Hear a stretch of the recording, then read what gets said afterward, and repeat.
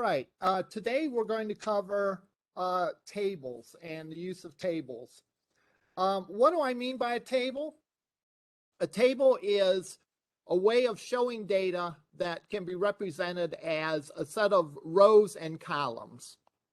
1 second.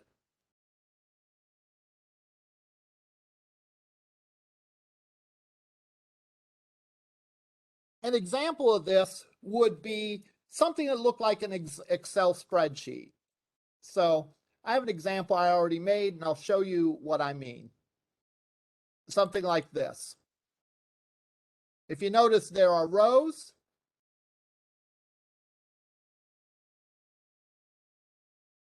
There's a row for January, a row for February, a row for March, and so on. And there are columns. There's a column for the electric bill, a column for the gas bill, a column for housing, and a column for food. Notice the appearance of this isn't really good. That's because I have not put any CSS code. This is just the raw table itself. So what we're going to go over today are the tags that you need to create a table if you have something like this, as you'll have in an upcoming assignment. So let me go in and create an HTML file.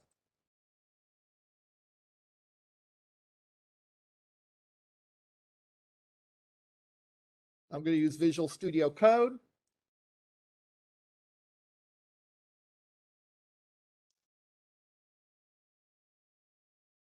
File, new file.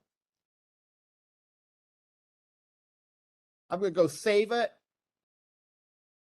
so I can give it a file type, because Visual Studio Code is smart enough to know, based on the file type that you give it, what is proper syntax and what is not, at least with to some degree.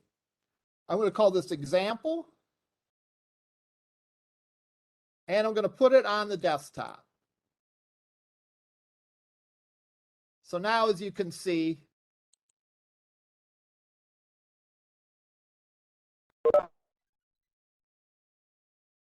it got created somewhere on the desktop. Oh, right down here.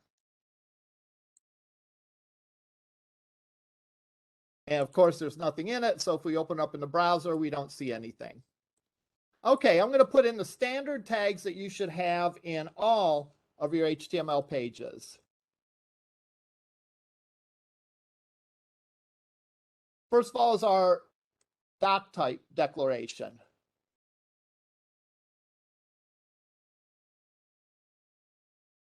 And this is an HTML document. Then we have our HTML tag. These are all just things to identify to anyone that uses this file what kind of file it is. We actually should have a language attribute on the tag. We've been skipping that so far, but if we're going to be more correct, we're going to put the language attribute on the HTML tag. We then have a head and a body.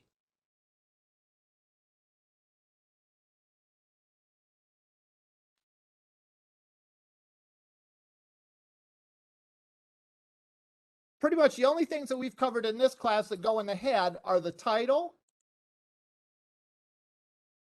which your page should have,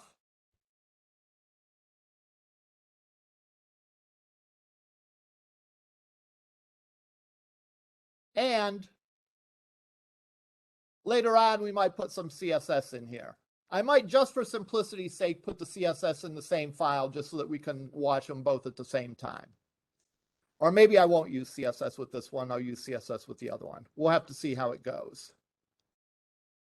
Just making sure I'm recording. All right. So now our first tag is the table tag. We have a start and an end table tag. Again, that's the nice thing of using this tool, is that it automatically creates the ending tag for you, and you just have to put little extra spaces in there. All right. So this is a table tag. This indicates where the start of the table is and where the end of the table is. We're going to look at today, to start off with, 3 tags, the table tag, which again indicates the beginning and end of the table, a TR tag, a TH tag, and a TD tag. Okay, so I lied. We were going to look at 4 tags initially. A table is considered to be a series of rows, and the row is represented by the TR tag. So let's say I'm going to have a row. Let's say this is a weather forecast across the nation. So I'm going to have a row for each city in my forecast. Now, at the very top of it, I'm going to explain what each column means. And each column is represented by a TD or a TH. A TD is a table heading. A TD is table data. A TH is table heading. So the top row of the table is going to contain THs. So I might say the first column is a city. The second column is the high temperature.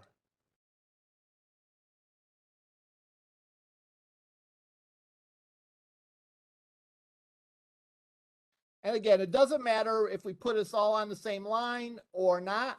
Usually for something like this, I will put them all on the same line. It just makes it a little easier to read.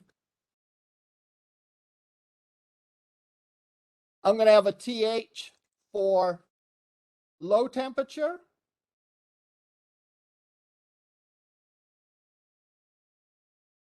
And finally, I'm going to have a TH for comments. So like I can say if there's going to be rain or snow or something like that.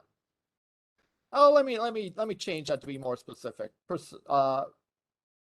Precipitation.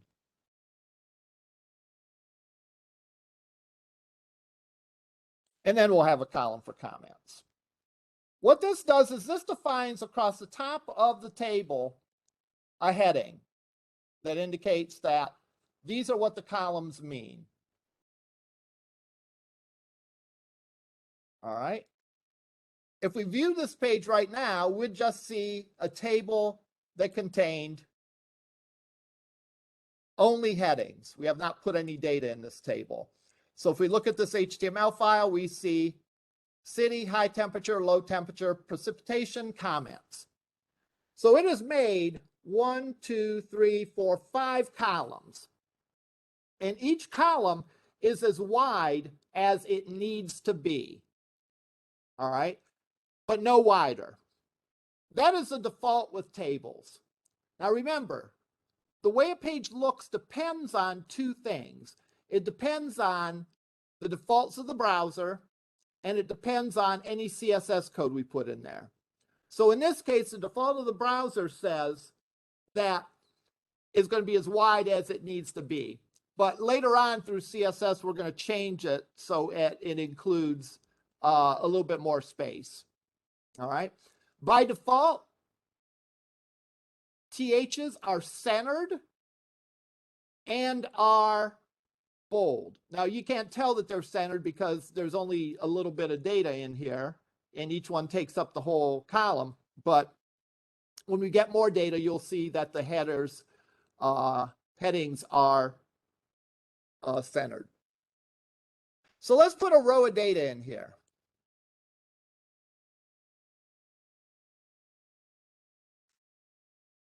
And it's going to be a row, so it's going to be a TR.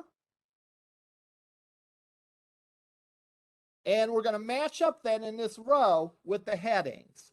So the first TD corresponds to the first TH. So the first column stores the city name. So we're going to put in here the city name on each row. So let's start out by saying Cleveland. The next TD stands for the high temperature. I think the high temperature today is 60. If it isn't, well, I guess we'll just deal with it. Low temperature was maybe 35.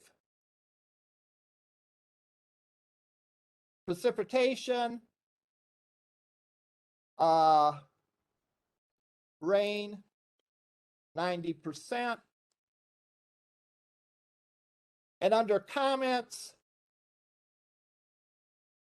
we're going to put possible thunderstorms, because I did hear some rumbling outside this morning. So notice how, again, the TDs in the table row correspond to the THs in the heading row. So Cleveland, the first one corresponds to the first TH. Second TH corresponds to this one. This corresponds to the third TH. Fourth TH corresponds to this one. And finally, the fifth with fifth. As a general rule, if you have 5 THs, you're going to have 5 TDs. Now, keep in mind, there are exceptions. You can have data that goes between 2 columns. But for the most part, again, with rare exceptions, however many THs you have, that's how many TDs you're going to have. So let's look at this now. And I'm going to save it and view it in the browser.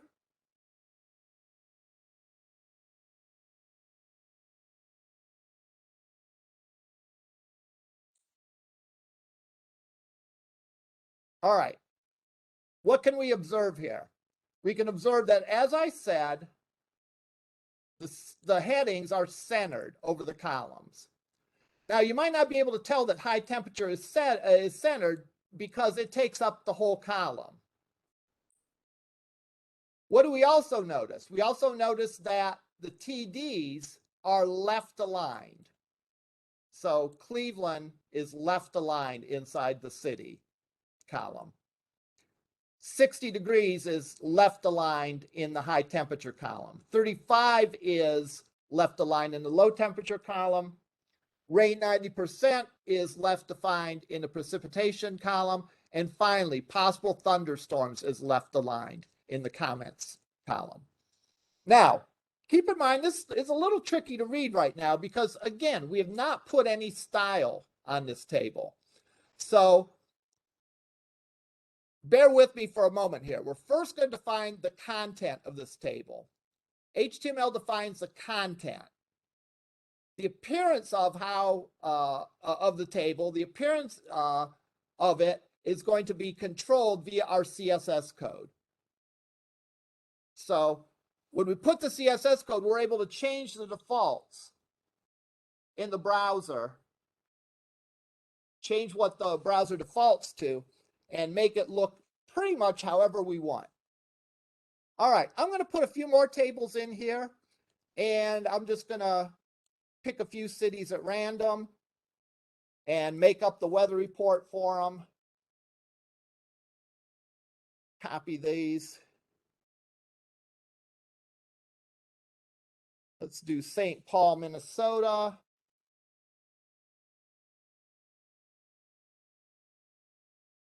Maybe has a high of 45, a low of 20.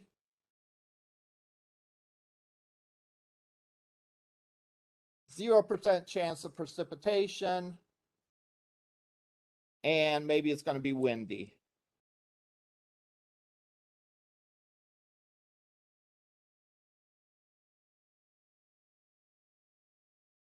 Oh, I have another one I changed here. Let's say Los Angeles.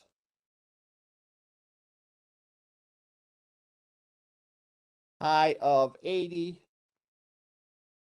low of 55, rain 10%, and the comments will be mostly sunny. And I'll do one more city. New York. High of 49, low of 28.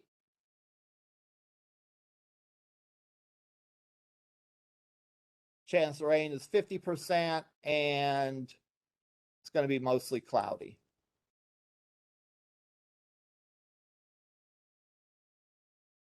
Okay, so we have these 4 rows. Actually, we have 5 rows. We have a row for the headings, and the row contains 5 THs. That stands for table headings.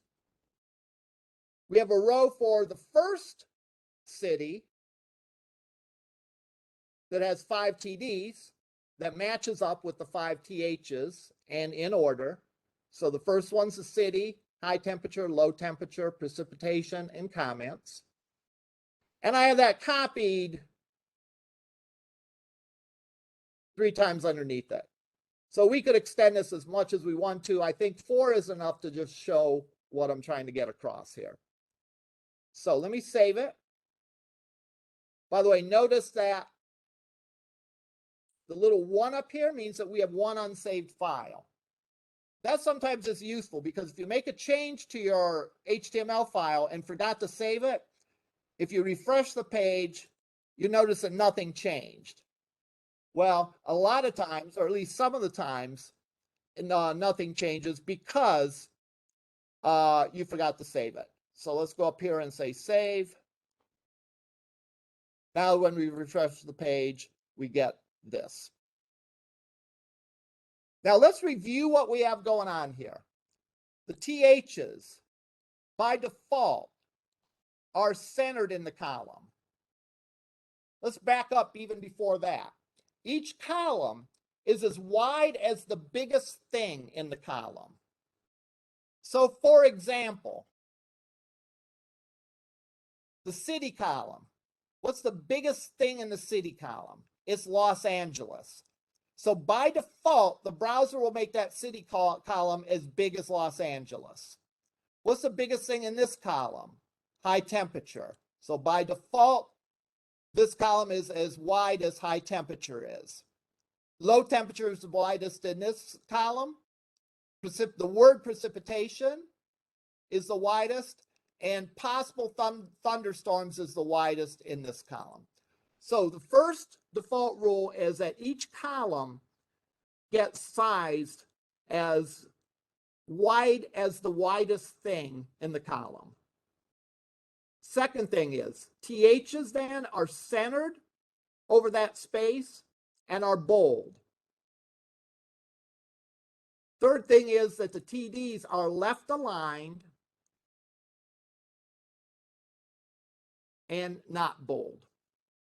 So I can see, let's say I add something to, let's say I change the forecast for St. Paul. And I say, okay, St. Paul has a 20% chance or 10% chance. Possible freezing rain. So now, if we look at this, the words possible freezing rain is going to be the longest thing in the precipitation column. So the column gets bigger to accommodate that. Remember, those are all the default rules of those are all the default rules for the TRs, TDs, and the table. Each row is as big as it needs to be. Each column is as big as it needs to be, and so on. Any questions at this point? Now, we're going to talk a little bit about accessibility, because it's important when you build your tables to build them accessible. So we talked a little bit about screen readers, and screen readers narrate the page to the person using the browser. So it would actually say Cleveland 60, 35, rain 90%, possible thunderstorms. It might be difficult for a person, depending on the data especially, to tell if it simply reads rain 10%. Or let's say this one, 55. If it just reads the number 55, for someone that doesn't see this, it might not be clear if the 55 represents the low temperature or the high temperature. People that can see, that's simple, right? We know that this is a low temperature for Los Angeles because we see it's the intersection of the row and the column. All right. But when the page is being narrated to a person, it's not always easy to tell that. So what do we do? Let's type in accessible tables and see what we get.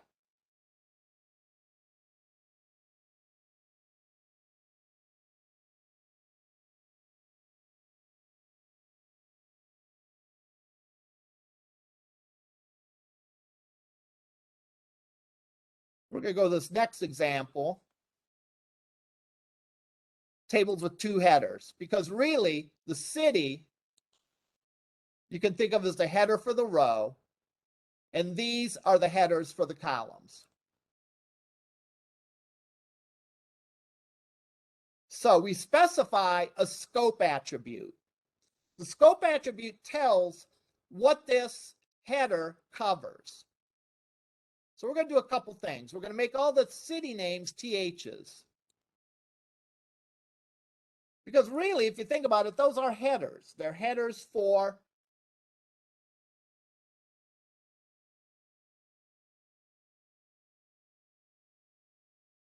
the row. They're what identify the row.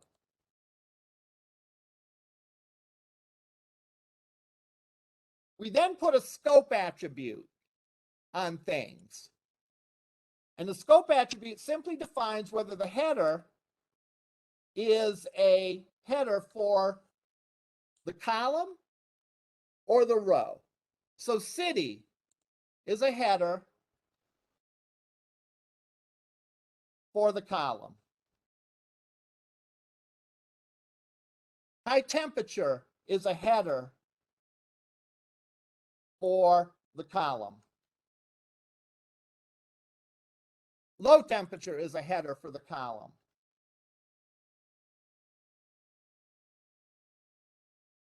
Precipitation is a header for the column.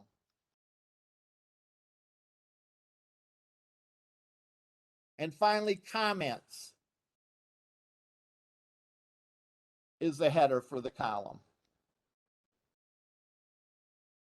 Now, Cleveland is a header for the row, right? Cleveland is the header for this row. There, I got caught by what I warned you about. I didn't save it yet. So we'll make these changes and we'll save it. So I'm going to say scope equals row.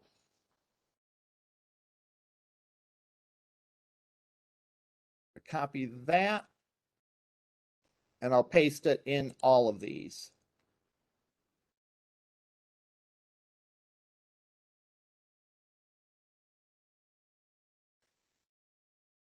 So now we made these THs so that the city will be bold and centered as well.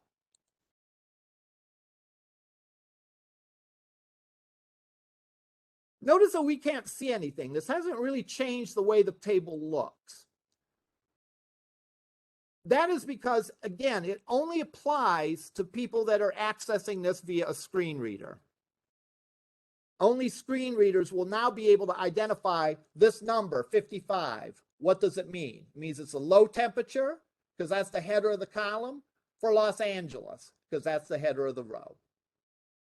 So all your tables you create ought to have these scope elements in them, scope attributes in them. If you not do this on your assignment, you'll get points off.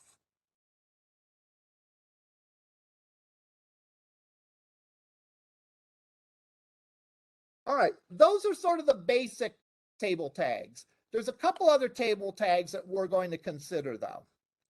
First of all, there's a caption of the table. This is simply a description what the table means, and it's put right underneath the table tag. So this is the weather for 4/11/2022.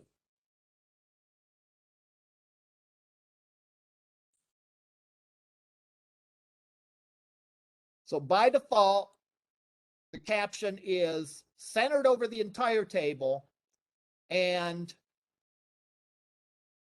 not in bold or anything.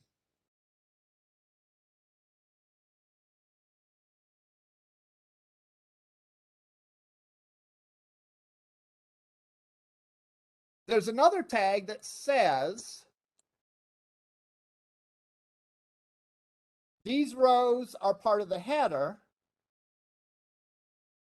because you could possibly, under some circumstances, have multiple rows or multiple rows for a header. So you can specify these are the rows for the header, and these are the rows for the body of the table.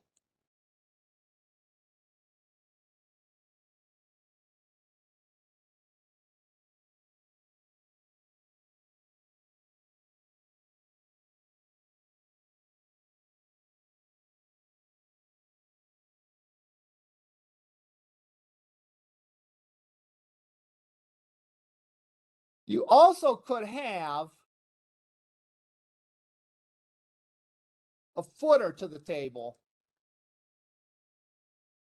If, for example, we had a row that said what the average temperature across the entire country could be. Like if you're going to do this.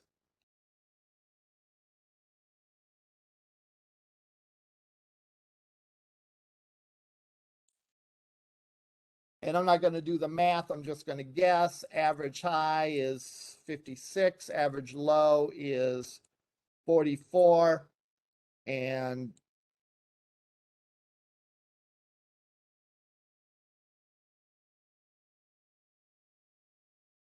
something like this, where we sort of had totals or a summary on the bottom. If we were going to do that, then we would put this in a T footer. Notice that this doesn't make any difference on how the table looks. These are other things, again, which help with the accessibility.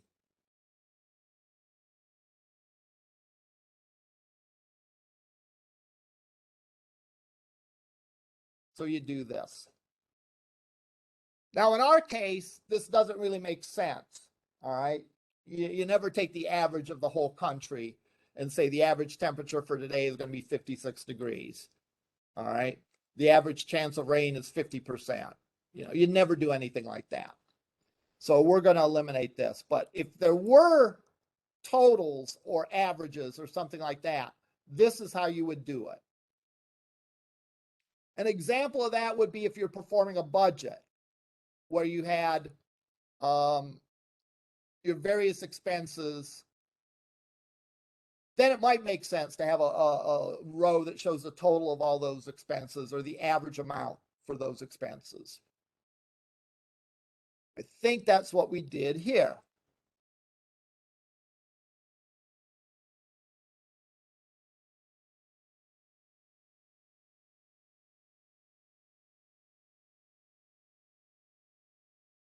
We look at this file, sort of the same thing we had before, except it makes sense to have at the bottom of it a T foot. Actually, it's T foot, not T footer. My mistake.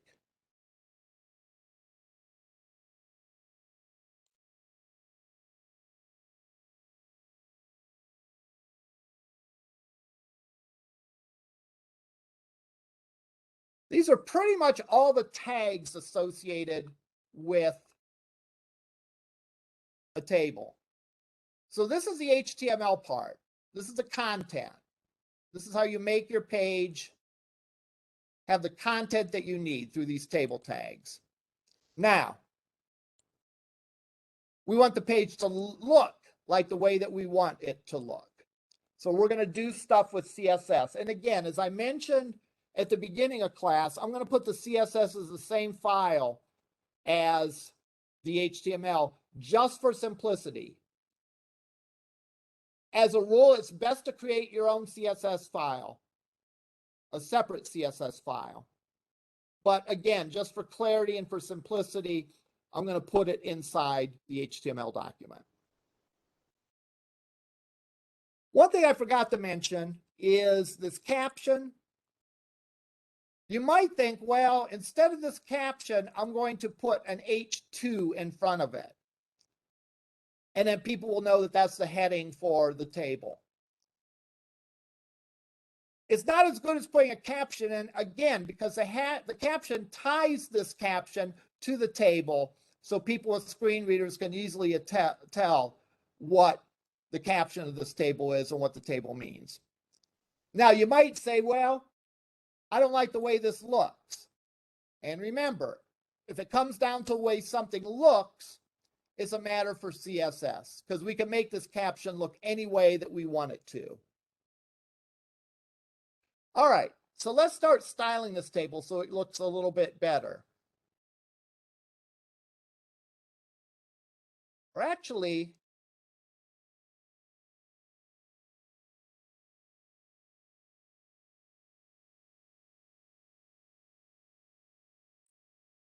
we're going to style this table, this one, because I want to style something that has a foot in it as well as a head, table head and table foot.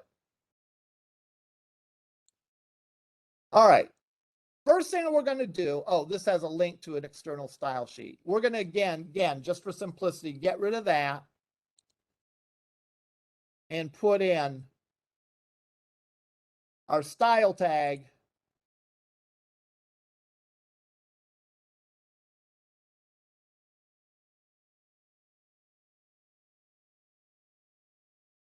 and start putting stuff in the style tag.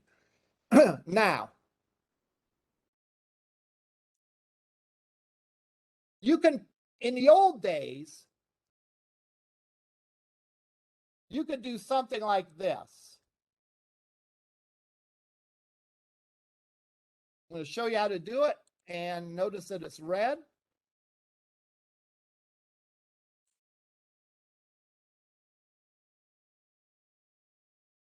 It puts a border around it. The red tells you that you probably shouldn't do it that way, that it's better to do this in the CSS. Why is it better to do it in CSS? Because I can easily take the CSS, put it in its own file, and then make every table on my site look the same way. And if I wanted a specific table to look differently, I could do that using either a style rule for the class or a style rule for the ID. So no matter what, we can set the style for a table better in CSS. Okay, so let's get rid of that. We're back to this. Again, notice the caption is centered in not bold. Each of these columns, the TH is centered over the column and is in bold, and so on. First thing we're going to do is we're going to change the way the amount of space this takes up. Let's center this table and make it take up 50% of the screen. So I'll go in here and I'll say table with 50% margin 0, auto, and so on. That will make the width of this table 50% of the screen, and we'll set the margin 0 and auto. What that will do is effectively that will center the table tag on the page. So there we go. Notice as we make this bigger,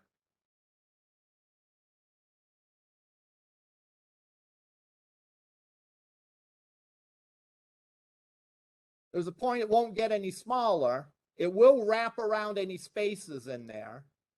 So electric bill, when it gets too small, can't fit and make it 50%. It will then, again, it will take that bill and put it down to a second line. But other than that, it will fit nicely in the screen, except when it's very, very small.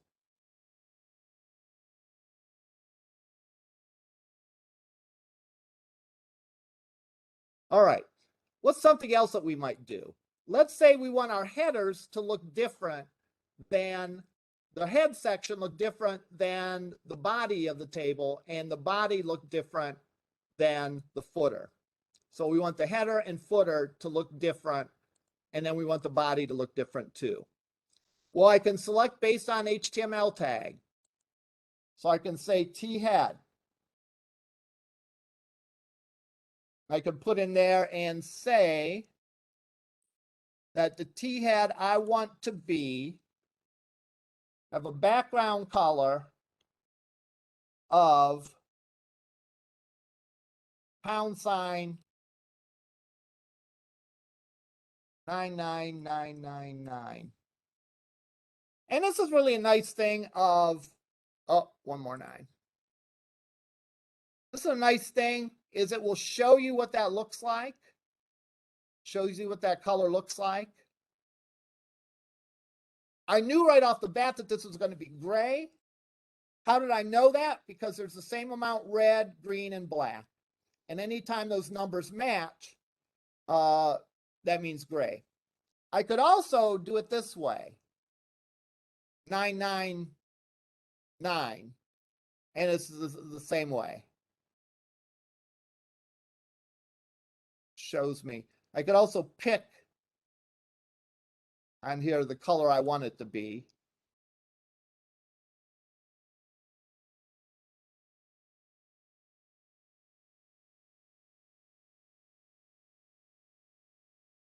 And it will set that. So let's look at this.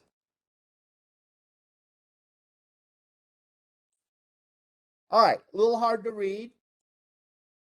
So I will set the color of the text to white.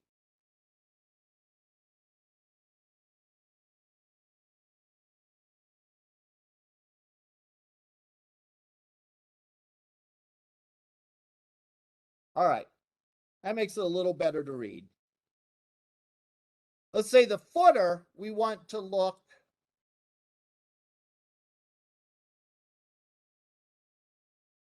different than this. We want the foot to have a background of a, let's say, a lighter shade of gray. So we'll make this 212, 212, 212.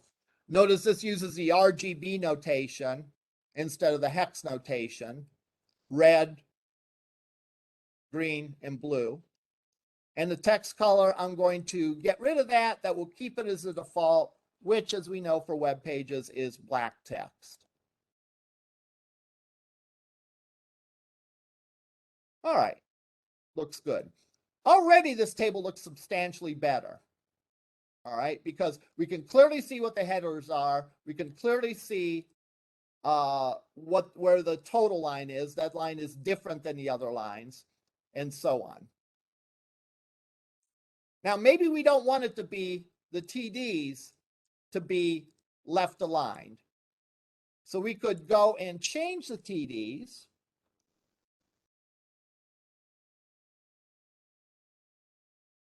And this will select all the TDs in the table, regardless of what section they're in.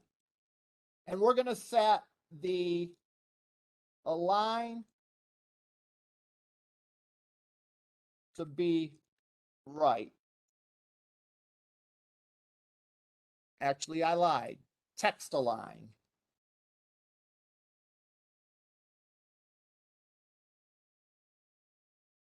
Nice feature, again, of Visual Studio Code is there I made a typo because it's rusty. I haven't aligned the table in a long time, so I couldn't quite remember.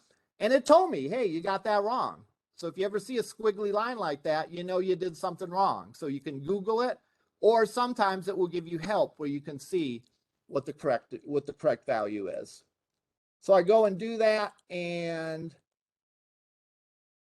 that looks better to me because everything's aligned. Even if one of these numbers was bigger,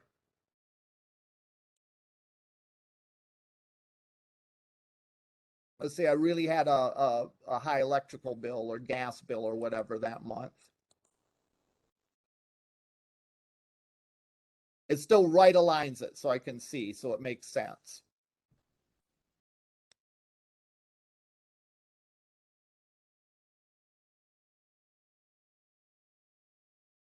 All right.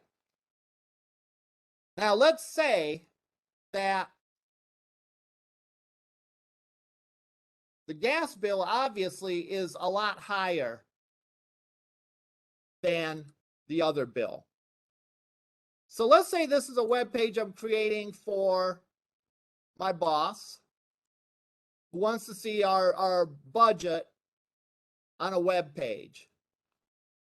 And let's say I highlight that. I want to highlight this bill because, hey, that's unusual, right?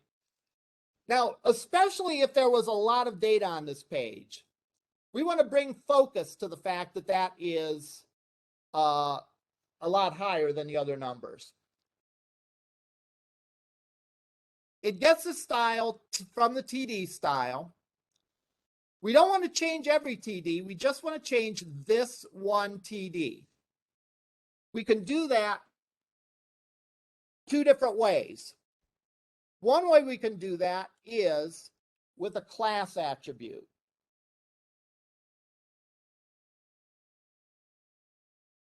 So I'm going to call the class high bill because that's what is special about this particular TD. Then I can go in here and instead of typing in just high bill, because there's no HTML tag called high bill, there's a class called high bill. So I put a period. And I could say background yellow.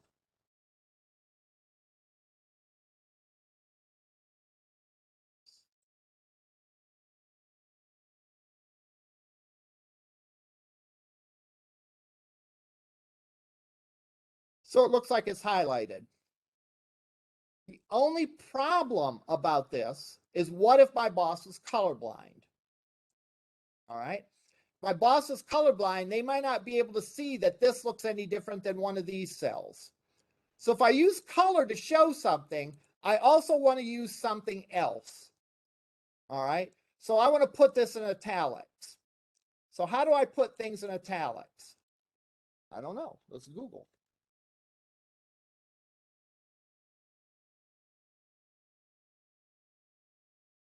It's the font style property and font style italic.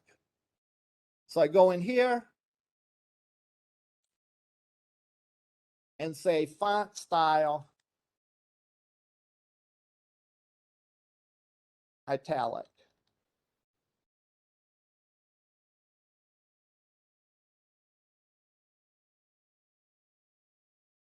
So now this column is different in two different ways. It's different because it has a different background color. It's also different because it is in italics. So that makes it stand out for people that can see the color, and it also makes it stand out for people that can't see the color. I could even use a bigger font if I wanted to. Font size 1.1 M. 1.1 M means essentially 10% bigger than normal. So made it a little bigger. Or I could use a font weight of bold.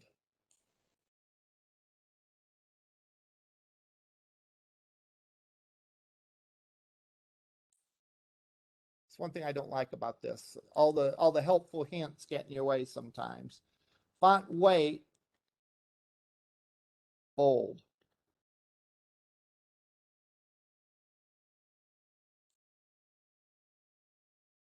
So wow, that number really stands out now. So anyone, whether they can see colors or not, can see that there's something special about this number. And you look and say, why? You know, the gas bill is $52,000 for January. That's probably a problem. All right. Now, I said I could do this two ways. One way is by defining a class. The other way I could do it is by defining an ID. And if I defined an ID instead of class equals high bill, I would say ID equals high bill.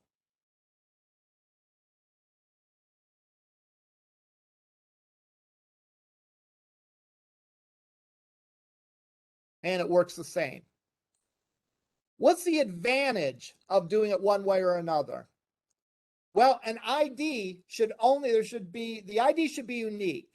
In other words, I should not have something else on the page that has an ID of high bill. Now, it might let you get away with it, but it's not good practice. If there's ever a chance I might want to use something in two different places, I should make it a class. So in this case, yeah, there could be two bills that are really high that I want to focus on. So I'll put the class on both of those.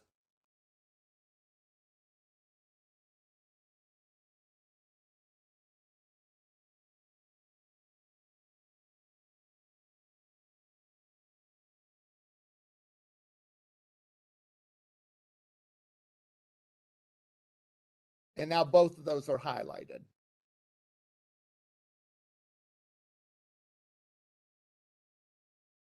All right, there's a little gap between these. All right, for some people that are perfectionists, you might not like that. All right, so what do? All right, you can go in the table tag and say,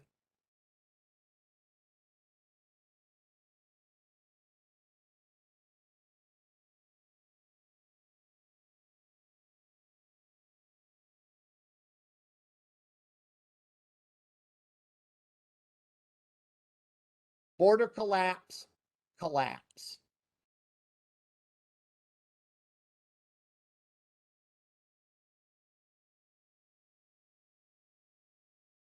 And that will bring all the borders in together. Now, the center data looks good over here, but doesn't look so good in this one. What if I wanted to change it so that the expenses, the headers are also right aligned, but the month is not? Well, again, could do it with an ID or a class. Because this is something I want to share between many things, what I'm going to do is I'm going to start off and I'm going to put a TH rule. This is all my THs. The text align is right. Why did I do that? Because there's more things I want right align than left align or centered.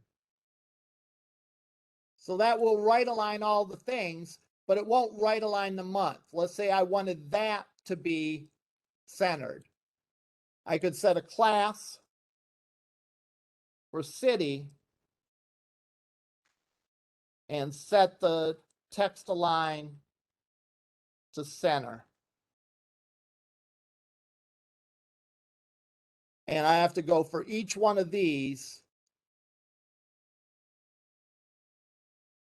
Oh, this isn't city anymore. We're doing the other examples. ID for month.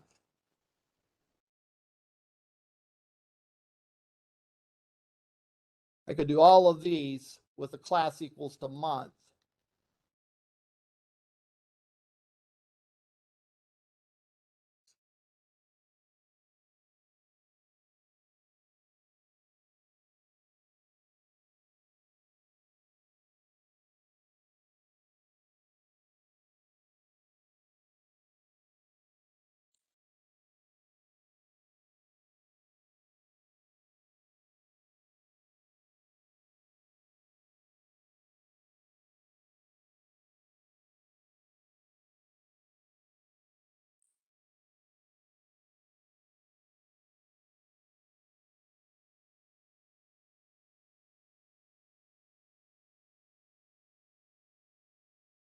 So since this is on the class level, it will overrule the things that are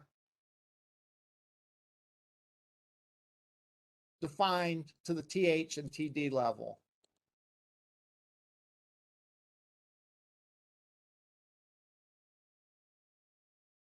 All right. Now there's one more thing I might want to do with this. I might want to make it so that alternating rows have a different color. That's especially useful if you're reading across and there's a lot of data, because your eye tends to move up or down. So if this was, let's say, my gasoline expenses, as I'm reading across, my eye could go up or it could go down. Or let's say this isn't a gasoline expense, this would be the month. So let's say this is April. So as I read across, I go up or down. So let's Google.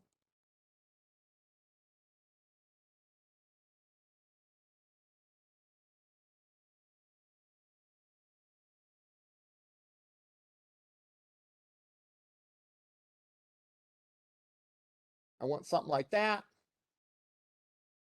I could say this expression, and what effectively this does is each even TR it does one way, each odd TR it does the other way.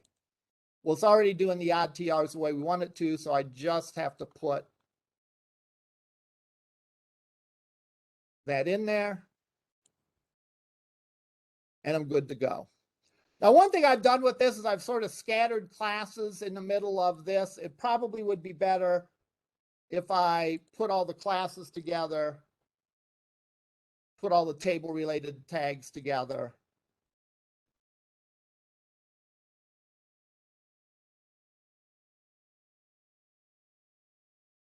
So that they're a little better organized.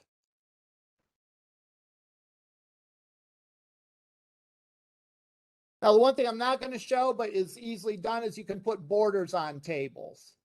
Let's look and see what this looks like first. There you go. It alternates. That helps the readability of the table. The other thing we can do that I'm not going to show, but we'll see an example here real quick, is tables with borders.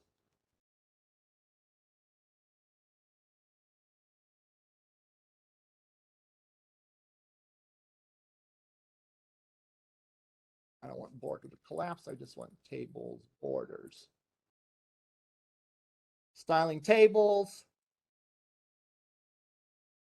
I can just put a table around the TH, the TD, around the whole table, around the TH, and around the TD. And that will do that. If I wanted the border to collapse so I don't get that little gap between, I do border collapse, collapse. It looks like that. All right, so the defaults for tables look ugly, but that doesn't mean you can't make them look better. Are there any questions? All right, that's all that we had for today. Starting next time, we're going to do a brief introduction of JavaScript, which can be fun. Don't be worried about it, though, because we're just going to get in the basics of it, because we only have a couple, 3 weeks left after this week. So that's what we'll be doing the rest of the semester, and also working on our projects. So if there's no questions, we'll see you next week.